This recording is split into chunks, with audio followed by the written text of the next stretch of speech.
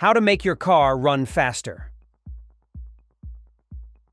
while going uphill. Modern vehicles should not have any trouble making it up hills on most roads. If you find that your vehicle is struggling on a hill, it's likely due to mechanical issues. Whether the problem is poor maintenance or a part that needs to be repaired or replaced, the best way to get your vehicle running up hills smoothly again is to address the problem causing the drop in power. Welcome to our YouTube channel, Auto V Fix. We bring you exciting topics about automobiles and provide clear explanations of car-related issues and essential components. We share helpful and professional tips to help maintain your vehicle. Keep watching to learn how to make your car run faster while going uphill.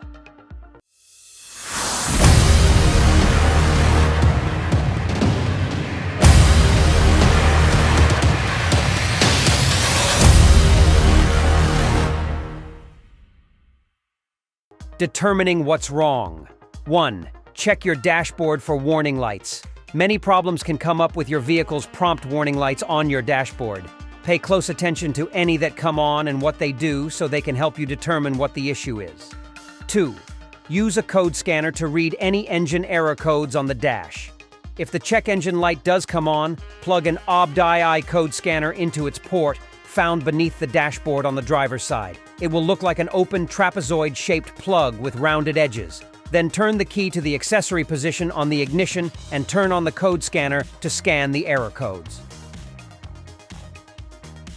3. Listen for engine sputtering. If you can hear an audible sputtering coming from your engine or the exhaust, it's probably a sign that one of the cylinders in the engine isn't firing properly. You may need to get out of the vehicle while it's running to hear it. 4. Look for a bluish hue in your exhaust. The head gasket is a seal located between the engine's block and cylinder head. If it goes bad, the engine will suffer a loss of compression, which will really reduce the power it can produce.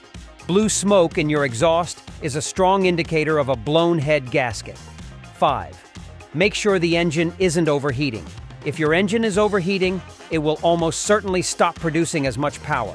Many vehicles will enter limp mode, which limits the engine to a certain RPM to protect it from damage, but others may experience power loss because of damage being done by the heat. Your temperature gauge will have clear indicators for hot and cold, as well as a middle range that's considered normal. If the indicator goes out of the normal range and points to hot, the vehicle is overheating. 6. Do a compression test on the engine to determine if an issue is internal. If the code scanner indicates an issue with a particular cylinder, disconnect the spark plug wire from it, then remove the spark plug. Insert a compression tester gauge where the spark plug was, then turn the motor over 4 times. Write down the compression rating, then repeat the process for each of the other cylinders. Repairing problems with the vehicle. 1. Install new catalytic converters if they're clogged. If your code scanner indicated a problem with the vehicle's catalytic converters, you'll likely need to replace them to solve the problem. You can find the catalytic converter on the exhaust piping beneath the vehicle. It will be wider than the surrounding pipe and often covered with a metal shield. In some vehicles, you can remove the 2 bolts in the flange on either side of the catalytic converter to drop it from the vehicle. In others, you'll need to cut them out with a hacksaw. 2. Clean or replace the mass airflow sensor if it causes an error code. If the error codes indicate an issue with your mass airflow sensor, locate it by first finding the air box connected to the intake pipe going into the engine. Just past the box for the air filter, you'll find wiring plugged into the mass airflow sensor. Remove it by unplugging the wires and unscrewing the screws or bolts holding it in place. 3. Use a multimeter to test your camshaft position sensor if it causes a check engine light. A bad camshaft position sensor can cause a reduction in power, poor fuel economy, stalling, and more. First, locate it by referring to a vehicle-specific repair manual, then stick the probes for your multimeter into the 2 leads going into the sensor, turn it on, and set it to read resistance. 4. Put in new oxygen sensors if one has failed. If the error codes show a problem with an oxygen sensor in your vehicle, you can locate it by climbing beneath the car or truck and looking for where the wiring runs into the exhaust piping. Disconnect the wire pigtail leading to the sensor by unplugging it, then just use the appropriate sized wrench to unscrew the sensor and slide it out. Ensuring the vehicle is properly maintained. 1. Check the owner's manual for required maintenance. Poor maintenance can really suck the performance out of your vehicle, but many modern cars and trucks have different maintenance schedules. Use the owner's manual to apprise yourself of the maintenance your specific vehicle requires so you can make sure to get it done. 2.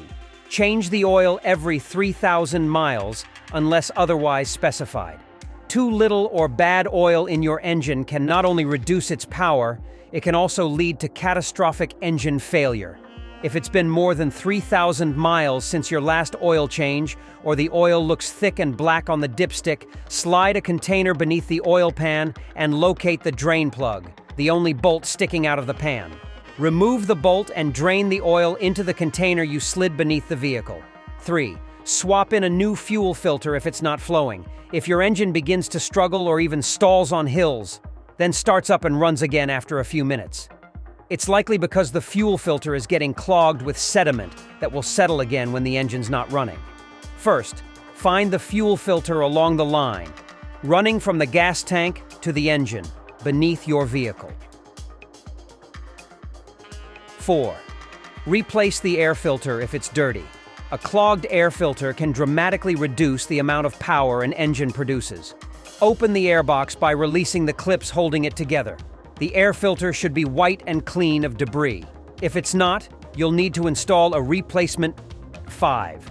Check your tire pressure and add air if necessary. Low tire pressure increases the amount of tire coming into contact with the road, which can make the vehicle feel underpowered or sluggish. Check the air pressure in your tires using a tire gauge, then look on the side of the tire to see what the pressure rating should be. The pressure rating will be clearly indicated on the tire as maximum pressure, followed by PSI for pounds per square inch. 6. Swap in new spark plugs if they're bad. Most vehicles need new spark plugs every 30,000 miles or so, but you should replace them anytime they show signs of damage.